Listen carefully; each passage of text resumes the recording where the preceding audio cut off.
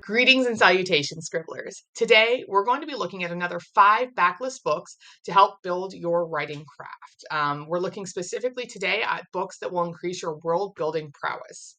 So, one of the best ways to learn writing craft is to read and study writers who are masters of various elements. World building is mostly considered a fantasy element, but it's also necessary in historical fiction and contemporary.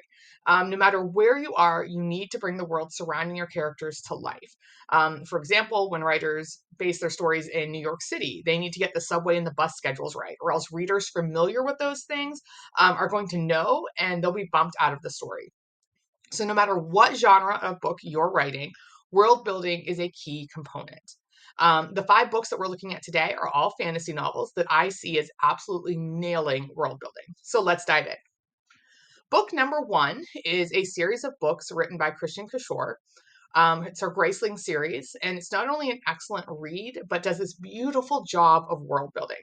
There are 5 books in this series, and you don't have to read them in order. Each one stands on its own. There's some overlapping characters, but each one is its own individual story.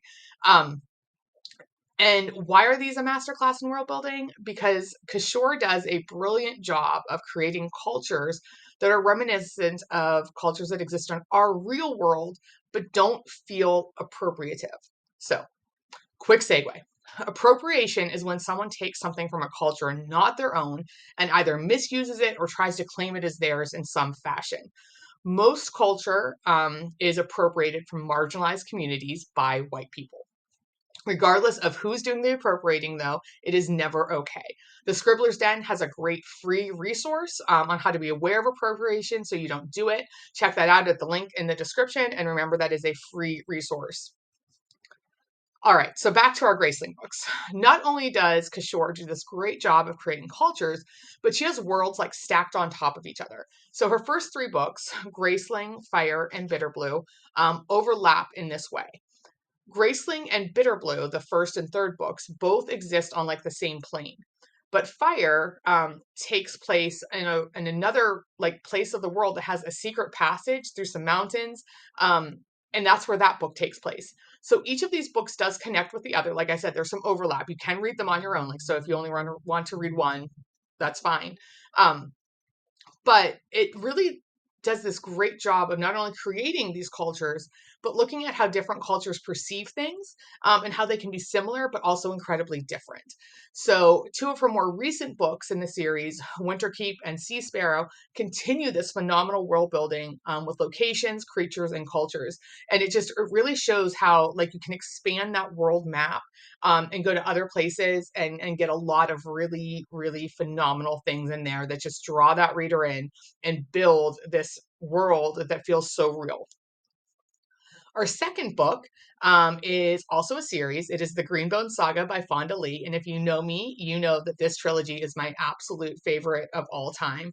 I think that these books are absolutely perfect and not just in how Lee built the world. I think just everything, like these characters, the plot, everything in it is so perfect.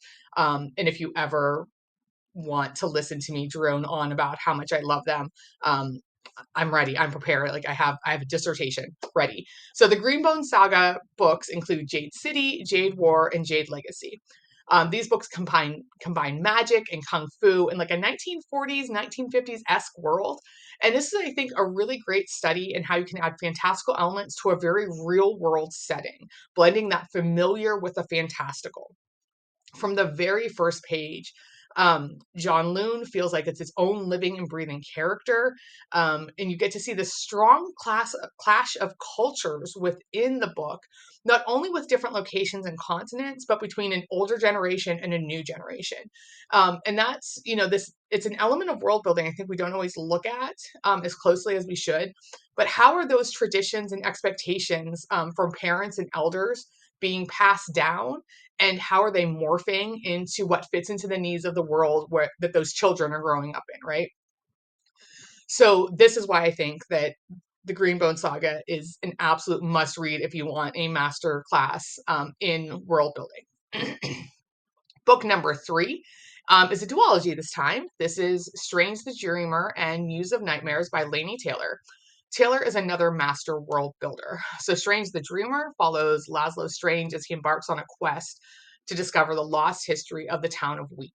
It's a city overshadowed by a huge floating statue of an angel, and no one can remember kind of like who they were or even the name of the town. Like it's completely forgotten history. It just disappeared like in an instant.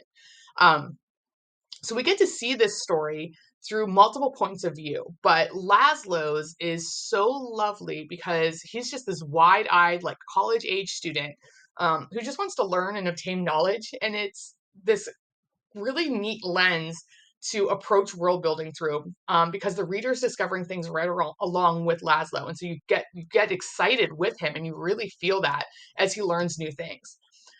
Taylor also does a really great job of bringing the deep lore of the world onto the page. So it's a great study in how all that background work that we do as writers makes it onto the page in bits and pieces to make that world feel really fleshed out and real.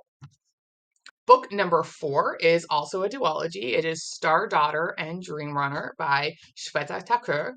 This is another example of absolutely decadent world building. So both of these books incorporate the rich traditions of Indian culture with magic and fantasy elements, and it's just so well done. It's set in the modern world, and I think that this is a great example of how you overlay magical and fantasy elements onto a world that's already familiar to the readers, right? That blending of the familiar with the fantastical. Thakrar writes vivid imagery that pulls you in while not feeling like you've lost sight of the plot. I still think about her descriptions of the night market and how it made me feel like I was there. And I think this is a really important aspect of world building. Can you grab the reader and make them feel like they're being transported? And not like they're just getting a little mini info dumpy history lesson all of a sudden in the middle of your book. So it's everything really built and staged true to the characters and the plot and what was happening. And I think that it was just so beautifully done. Like beautiful, beautiful imagery. Read it. You won't be disappointed. All right. Our 5th and final book for today's video is going back to a trilogy, Godkiller, Sunbringer, and Faithbreaker by Hanna. So this trilogy has immersive world building, especially what it does with the idea of religion and spirituality. It's a world where people are hired to kill gods, and it's also dealing with some very serious civil strife. So it's a great example of how each layer of world building affects the others. And it's also a really great example of getting a fresh take on religion and spirituality, which I think is a little bit difficult to do. But Canner does it beautifully.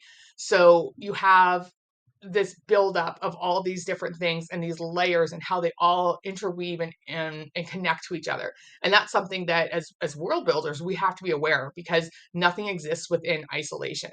And yet again, it's just another masterclass in world building.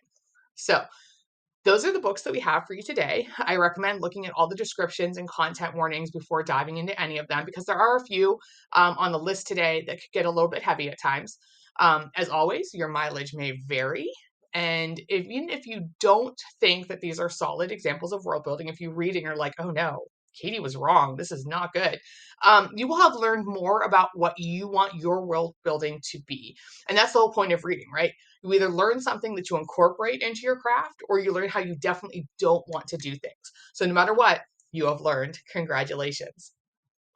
Don't forget to check out the world building class offered by the Scribblers Den.